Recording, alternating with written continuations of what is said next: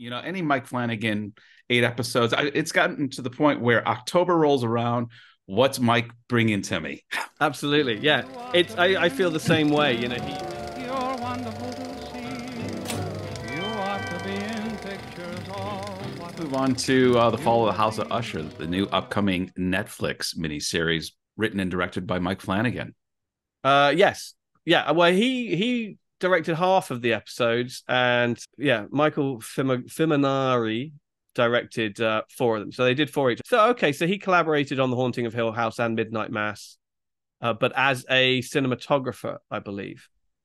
And so Well, that's now one of the reasons we like Mike Flanagan is we spend the first 10, 15 minutes of any miniseries identifying his cast of characters from previous miniseries. Obviously he has not only his wife, Kate Siegel, yeah, but Samantha Sloya, a number of regulars that he goes to for his films and miniseries. Henry Thomas has always been a regular Yes, player in yes, his. yeah. Okay, so yeah, so this is new 8 episodes, ostensibly an adaptation of the Edgar Allan Poe Mm-hmm. story, The Fall of the House of Usher, but it's way more than that, and it takes in Yeah. so many other Edgar Allan Poe stories, the novel Arthur Pym as well, and poems like the Raven and Yes. what have you. Each episode is named after, apart from the first episode, which is a quote from the Raven, isn't it? The Mm-hmm. first episode is called A Midnight Dreary, which I believe is like one of the opening lines of Raven. But each episode after that is named after a different short story. Mask of the Red Death, Murder of Rue Yeah. Morgue, Black Cat, Telltale Heart, etc., etc., etc., ending with the Raven. And I didn't know that going in. Okay, so just a little bit of background from me quickly. I never studied Poe. I don't know if it's something that Americans in American schools you probably do. And Mm-hmm. not a lot of school kids certainly seem familiar with the Raven.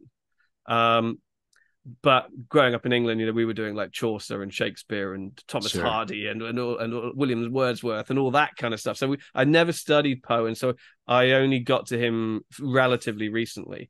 And I've seen all of the movies that Vincent Price and Roger Corman did Right. together, Right. Yeah. and so I've seen and read The Fall of the House of Usher, and I was curious how you're going to make a whole series out of that because Mm-hmm. as compelling and as fascinating a story as it is, there's not a huge amount of meat on the bones. It's a No, pretty lean kind of it concept. is. Yeah. Yeah.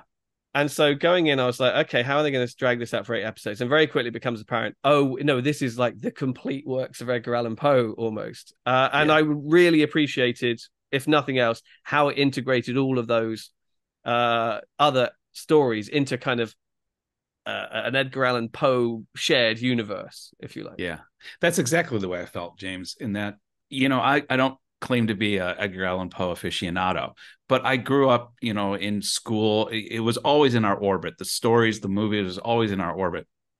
So what I thought I found pleasantly surprising throughout this 8 episodes was these shout outs to different works that suddenly became familiar. Like I was watching it with Tammy. I say, oh, this is from, I know this. And so there was a good feeling where I was getting these Easter eggs for Yeah. all 8 episodes. And it was a fun element to explore. And let me just say, any Mike Flanagan miniseries, I just love this guy. It's not always perfect. It's a little hit or miss, but this guy, to use a term we like to employ occasionally, he swings for the fences. He He really does. really goes big, and I love what he does, even when it is imperfect. And Fall of the House of Usher, generally, I loved it. It's not a perfect miniseries, has its shortcomings. Any Mike Flanagan 8 episodes. It's gotten to the point where October rolls around. What's Mike bringing to me? Absolutely. Yeah. I feel the same way. He has come up and he's become such a kind of brand and a reliable brand at that. It's almost like he's the new Stephen King in a way.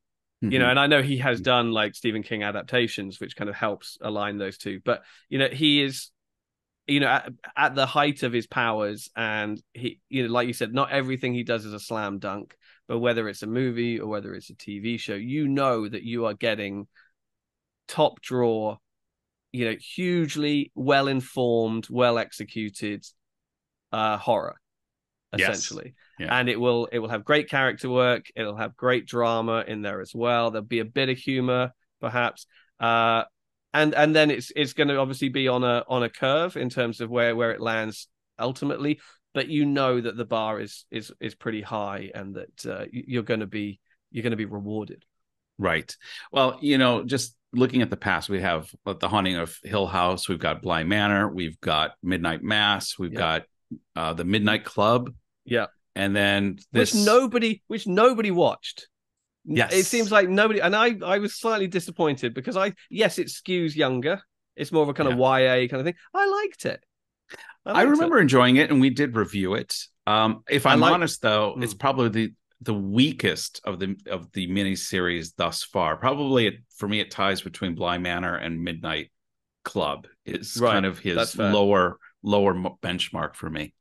But what I was very happy to see in Usher is that some of the young cast members from Midnight Club were brought along for the ride as well.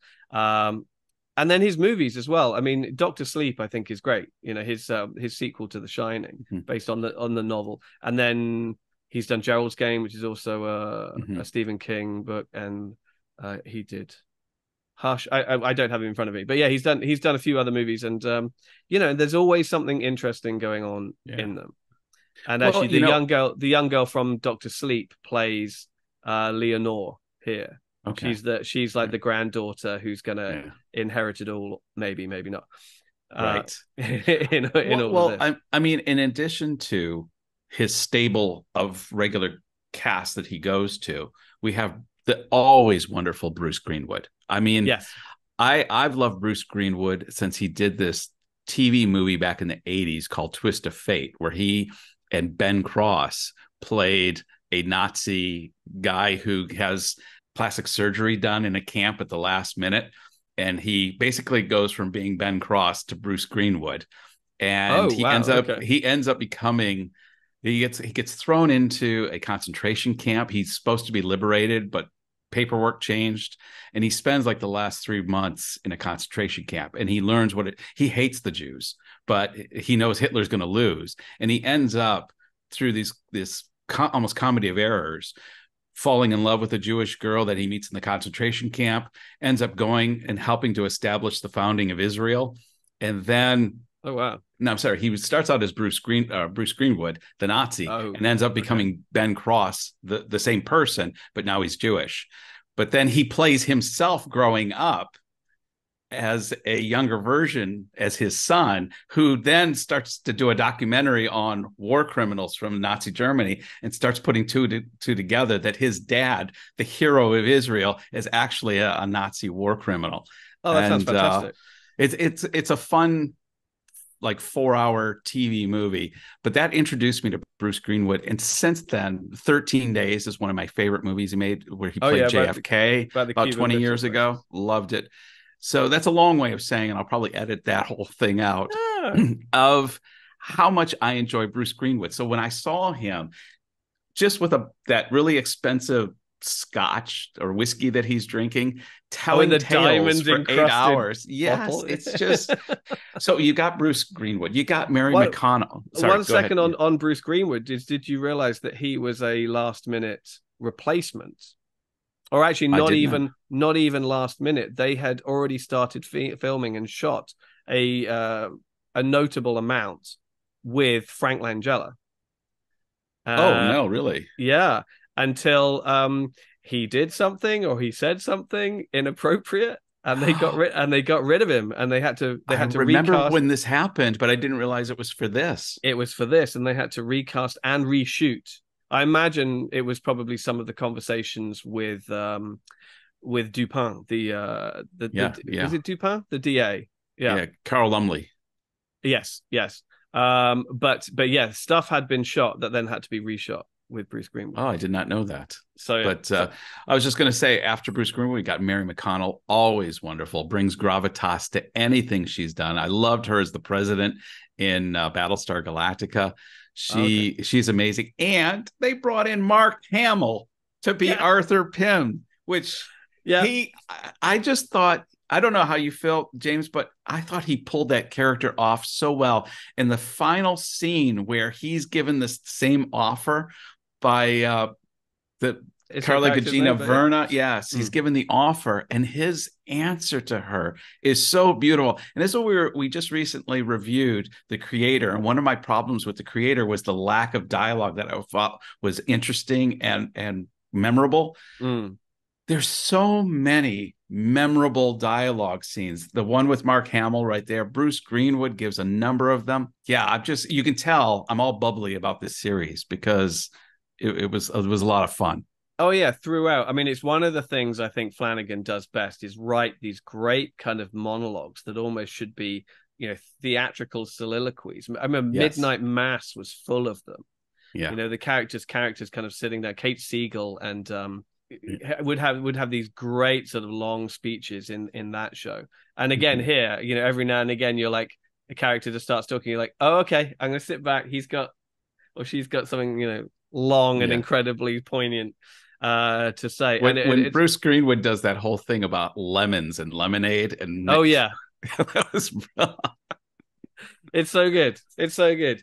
So yeah, I mean, so I approached this and I was like, okay, how are they going to string this out to 8 episodes? And that has been clearly answered by incorporating so much more of Edgar Allan Poe stuff. But how are you going to sort of update all of Poe's stuff without sort of losing its Poe-ness, if you like? Because I think one of the sort of key aspects or signifiers of Poe stuff is it's so atmospheric. It's so much of its time and place. It's got this great sort of Gothic. It's a pillar of Gothic literature. His work. How are you going to bring that into the present day? And I thought, well, the decision was like, well, we're just going to do Succession. And I thought that was absolute genius. They're going to turn the Usher family into, and I like how they spun House of Usher into like the House of Gucci. It's like it's like the entire it's like something out of Game of Thrones almost. Yes. And but it's ultimately Succession. It's an incredibly rich, morally flawed, hugely morally flawed. Yeah, these are the worst people of any Mike Flanagan miniseries. It's Big Pharma personified, and they're the absolute worst. And it's the children, as it is in Succession. It's all about the children. I thought the way that they set up this story was great. Where in the first episode, it is announced and revealed that all 6 of Roderick Usher's children are dead, have just died within the space of like 2 weeks.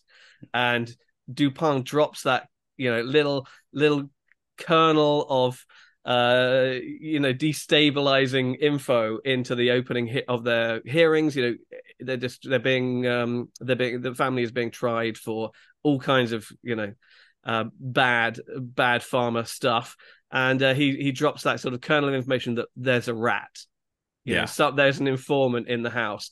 And so Roderick Usher's response to that is to turn around on his own children and put a bounty on the person's head. $50 million. That tells you everything you need to know about him as a patriarch. He's just like, I was setting you all loose upon one another, and we know right from the get-go, 2 weeks later, all 6 of them are dead. Yeah. And the show becomes how and why and what has caused all of this. And it's I thought it was brilliantly executed. And I love, and granted, it can be a trope, it can be a cliche, but I love the flashback type interviews where you have a man who's confessing to a reporter or a lawyer or a priest or whatever it is, and the story is just slowly unraveled. And I found some episodes, of course, were stronger than others, but by and large, I thought it paced itself fairly well over the 8 episodes, especially since they kind of designated a child's death to every episode. Right. And a child's death to each of the stories. Right. As well. They each died in a manner that we recognize from one of the short stories. Yeah, I loved the way it was all told in flashback as a narration. I mean, that's a very Poe trope. That I did recognize. It's a very Gothic A real trope of Gothic literature is that the narrator of the story, in some stories, isn't even part of the story. It's like, oh, I want to tell you a story about this person that I met on the road one day who told me a tale that you will, and it's so you have to go kind of like 3 layers in before you get to the actual characters involved in the story. I mean, Poe did it a lot, and then H.P. Lovecraft does it a lot, who's a great sort of acolyte descendant of Poe. Mary Shelley's Frankenstein has exactly the same thing, where it's all being told, I'm going to tell you a story about a guy who told someone else a story about a guy called Victor Frankenstein. So as soon as they started doing that, I was like, oh, okay. So, it just reassures you again that Flanagan knows exactly, he understands the material and exactly what is required of him or being asked of him. The one thing another thing I like about Mike Flanagan's work is, even though it is horror based, and in this, in Usher, there's even taken up a notch. The macabre level definitely is ramped up over previous miniseries, but there's always a strong moral fiber that runs through it. Very much so. And what I found, it was a little difficult at first because the family has almost no moral fiber. I mean, these guys are all sexual deviants. Oh, yeah, right. I mean, are any of them sort of straight, cis, nobody. They in all... a normal relationship, quote unquote normal relationship, in a cis relationship. I don't think so. Yeah, don't get us canceled here, James. Yeah, sorry, I didn't mean normal. No, but you're right. They're definitely the outlier type relationships, and everyone has got an issue. But it's interesting when Verna or Vera? Verna. The Verna character is revealed, and this is a spoiler show, to not quite be the Satan character, Lucifer, who's given that Faustian offer of riches in return for eternal soul. It's more of fate. And I'm going to offer you something, and how you choose to use it is going to be the arbiter of the judgment to follow.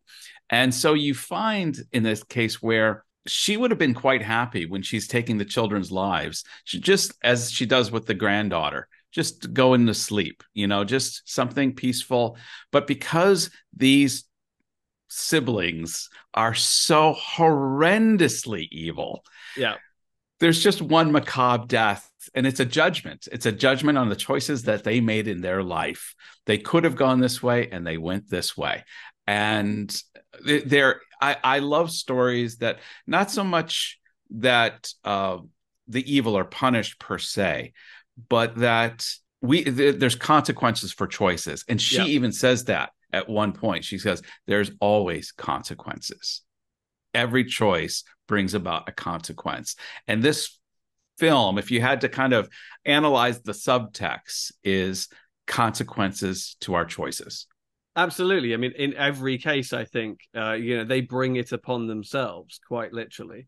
And it's them cutting corners or cutting into each other, literally, that brings about their downfall. They are just terrible people, and they dig their own graves, quite literally, in every case. It kind of reminds me, just because I saw it this week as well, the latest Saw movie. Because although, without nearly the amount of nuance or poetry or anything like that obviously Poe has, it comes from the same place. Repeatedly in that movie, John Kramer, the mastermind, jigsaw killer behind it all, of it, says, I'm not doing this to you. I'm not killing you. You will, if you die, it will be because of what you did. I'm just giving you a choice, an opportunity to reflect on the decisions that you have made prior to this. And you have to pay a little bit of penance for it, but you will walk away, or you will survive this, if you're willing to pay penance for the horrible things you've done. And if not, you will die, but it will be at your own hands, not at mine. And obviously, yes, that's a far clunkier and clumsier version of the same thing, but it's ultimately this. And it got to the point where I was checking out what the title of each episode was as it began, and going, okay, how is this one gonna gonna unfold. I think something like the Telltale Heart, you kind of saw that one coming a long way. I mean, obviously it's one of his signature pieces, so that's going to come in. But yes, one of the daughters is working on a kind of a pacemaker thing. Mm-hmm. And it's all about human trials, and that ties into the Rue Morgue. I liked how they got to the name Rue Morgue. Yes, how they worked that in, so that they had this hospital or this center called Rue Morgue. Mm-hmm. There wasn't actually a morgue, but but there are other episodes like Pit and the Pendulum. I was like, how is this one going to happen? Because but then when it does, you're just like, yes, of course. That almost felt like something out of The Omen or Final Destination. Yes, one of those. It is. Where it's almost like a kind of, is it Heath Robinson? One of those kind of like intricate mousetrap kind of things that.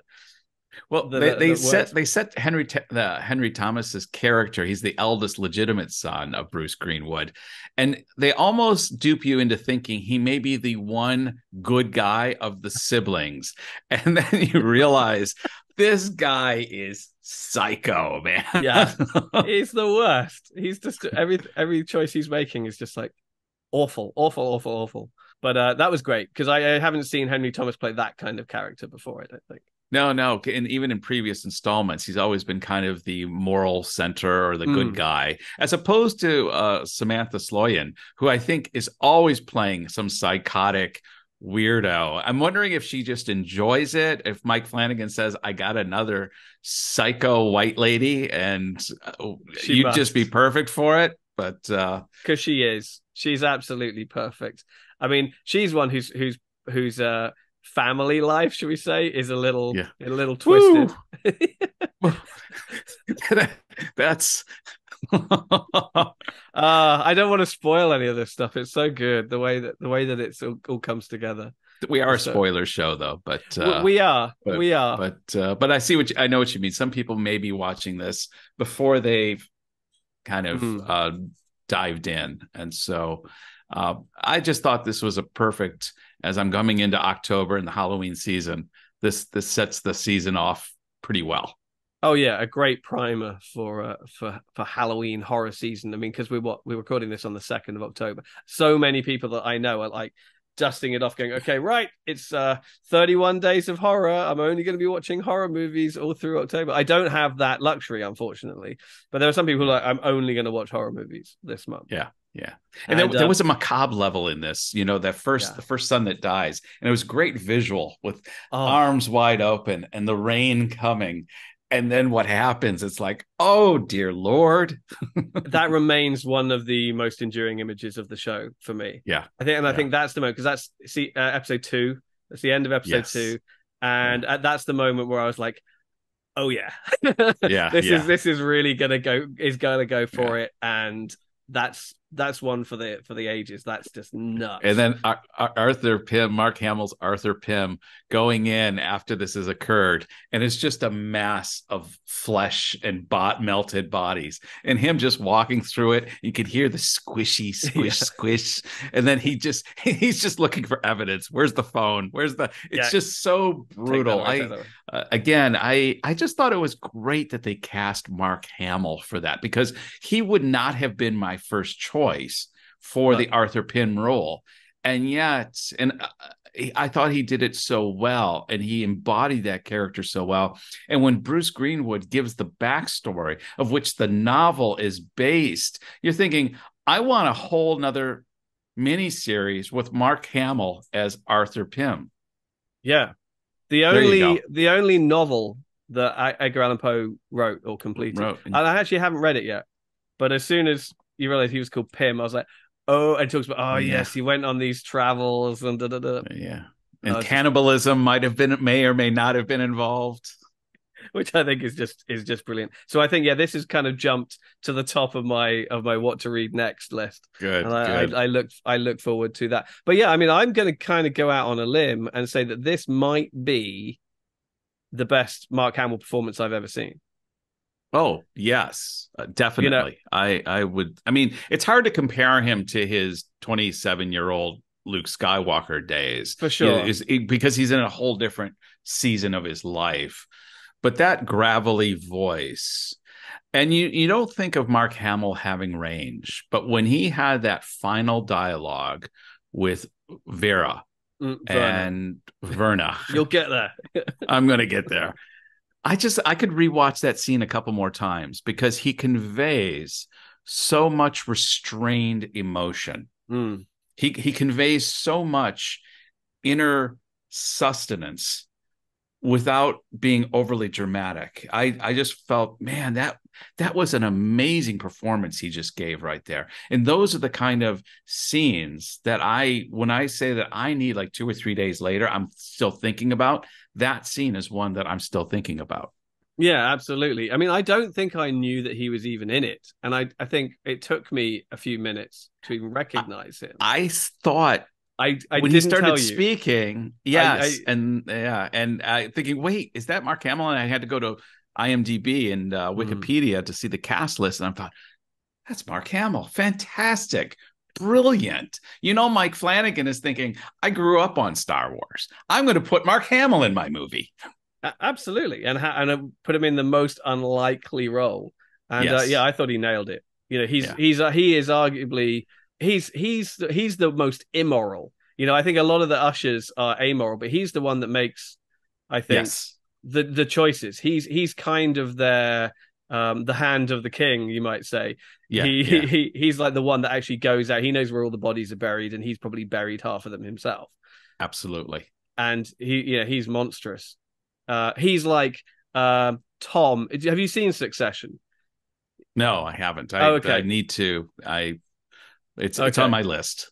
It's great. And for those who have seen it, he's like Tom. He's not part of the family. He has done this as a choice, and is arguably worse than any of the family members. No, he's thought he's the consigliere in the Godfather movies. Yeah, all of that. Yeah, I thought this was great. I mean, yeah, it's not perfect, but I think it's considering what the challenge was, to update the works of Edgar Allan Poe to a contemporary setting, but to keep all of that kind of macabre, lurid, grand guignol horror of it, which has a theatrical, operatic, poetic quality to it. In a fresh contemporary setting, and then to have so many, as you said, Easter eggs all along the way. If you look up by looking on the Wikipedia page, if you go down like the cast list, almost every character also has a separate link, which will lead you to a separate page. And I was like, right. So many of these characters, are named after characters in stories. Sometimes the story to which their episode pertains, but not always. And you just go through and you're just like, oh wow, I just really want to just sit down and just read all this Edgar Allan Poe again. When they're walling him in, the boss, they're walling him in. I said to Tammy, I said, she's got to, one of them has to put his jester bells on his head before they wall him in, because that's in the book, the tinkling of the bells. So they know that he's still alive behind the wall, Right. And sure enough, she went, wait, goes and puts the bells on him. I'm like, yes, this is Poe. This is it's brilliant stuff. It's one that I've said that about all of Flanagan stuff, and I've yet to do it, but it's one that I kind of look forward to going back in a year or so and sitting down watching it all again. Yeah. For our viewers, how would you rate the miniseries from best to worst from what we've seen? Because I think there's enough of we've got enough of a list now that we could look at that. What would you where would you go with the best down to the worst? Or start with shouldn't say worst, because there's no bad. Right. Your least favorite to your favorite. Right. Because I think there's 5 shows that he's done now. Usher, there's Haunting of Hill House, Bly Manor, Midnight Mass, Midnight Club, and now Usher. 5. Yeah. I mean, so that's great. I mean, so he's hit Shirley Jackson, Henry James. He's done his own, then a bit of YA, and then this is Poe. I'd love to see him do some Lovecraft. I think that would be Lovecraft would be good. Kind of nuts. I mean, Lovecraft is out there, but it's it's all within his scope. I think he could do it. Yeah, absolutely. He's got the range. And then obviously he's done a few Stephen King adaptations as movies. So yeah. So what would your rating be though? What's least favorite to favorite? Well, I put my hand up now and say that I haven't actually watched all of Bly Manor. I got about halfway through and I didn't finish it, and I keep meaning to go back because apparently it does get better. I think I'm not sure what happened there, but I never finished it. I think Midnight Mass is actually my favorite. Mm-hmm. You know, I think it's his, and it's so weird and original and disturbing, and you know, it tackles so many different themes and ideas. That's the one that really kind of took. I guess it took me by surprise because I didn't know where it was going because it was new.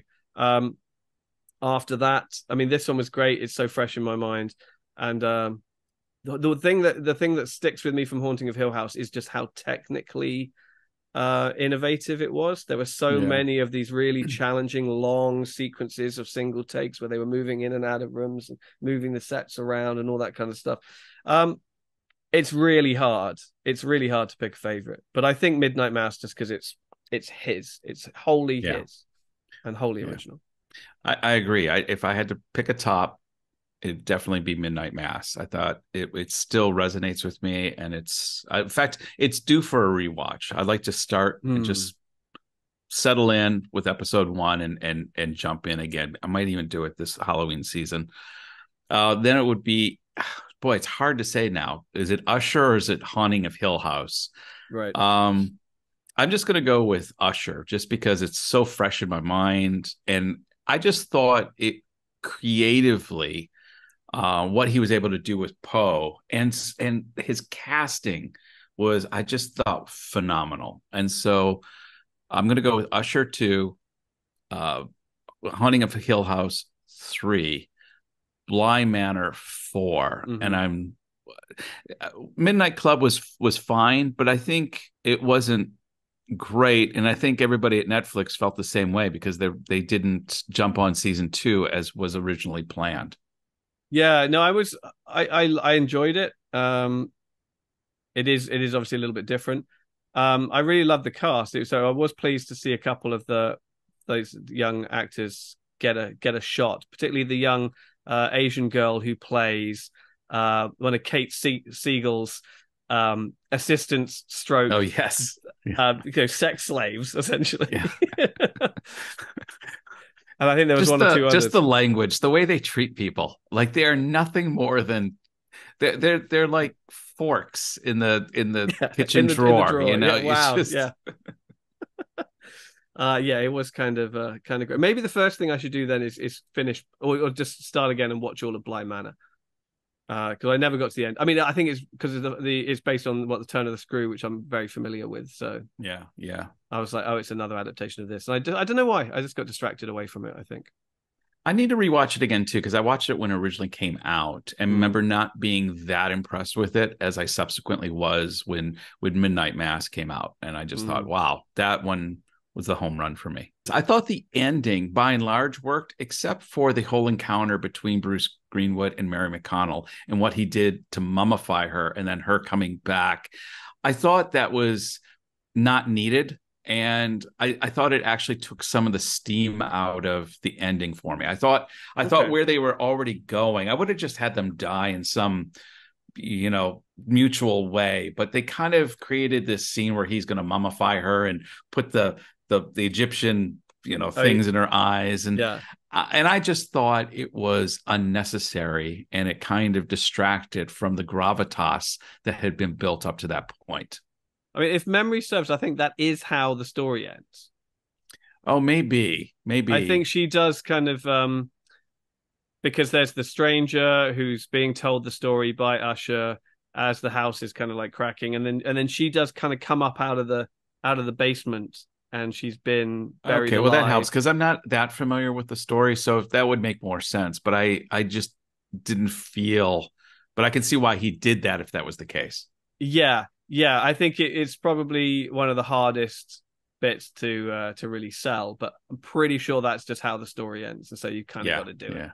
Probably because he already created an alternative story and then sort of having to jury rig a piece of the original story in where it doesn't really fit that well. It was very disjointed. I found that addition very disjointed to the narrative overall.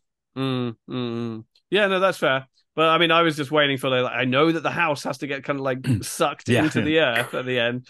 So as long as they do that, I'll be okay. Anyhow, do we want to grade this out of 5? What would we assign as our device of measurement? Oh, well, there can be, so many options with Poe. I mean, we could do Ravens. We could do Telltale Hearts. I think Ravens. Ravens. Let's just stick with Ravens. Yeah. Okay. How many Ravens out of 5 do you want to go with this? Oh, I can do the half, so I'm trying to debate if it's 4 or 4.5. I'm just going to go with 4. It's a solid 4. Okay. This is definitely a high benchmark. Did an amazing job. It's not perfect, but by and large, I thoroughly enjoyed Mike Flanagan's recent Halloween offering up. And so, I'm going to give it 4 Ravens out of 5. I think that's about where I am as well. I mean, maybe I'm teetering between 4 and 5 because I don't do halves, and I'd like to make bold, sweeping gestures. I thought it was great. No, it's not perfect, but then over 8 episodes, it's difficult to hit the mark with absolutely everything. What I loved most about it was how it has completely reinvigorated my interest in Edgar Allan Poe. You ought to be in pictures, oh, what a hit you would be.